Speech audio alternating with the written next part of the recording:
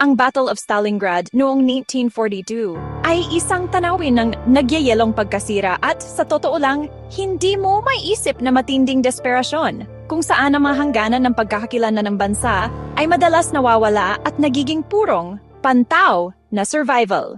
Sa gitna ng impyernong urban na ito, isang British military advisor at isang Soviet sniper ang natagpuan ang kanilang sarili na nakahiwalay at nakakulong dahil sa walang tigil na putok ng mga German.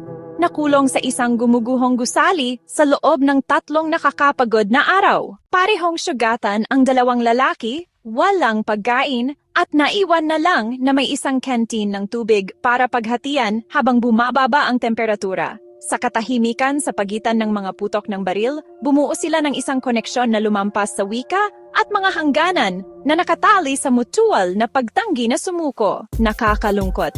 Pumanaw ang Soviet sniper dahil sa kanyang mga sugat noong ikalawang araw, naiwan ang British soldier na mag-isa sa dilim. Sa kabaganan ng nalalapit na banta ng pagkakakulong o gutom, tumanggi ang advisor na iwanan ang katawan ng kanyang kasamahan na namatay. Nanatili sa tabi niya hanggang sa wakas ay nakalusot ang isang rescue team sa linya ng mga German noong ikatlong araw. Natagpuan sa halos delirious na estado, ang unang binulong na salita ng sundalo ay isang patunay sa kanilang kasunduan. 2 beses niyang iniligtas ang buhay ko.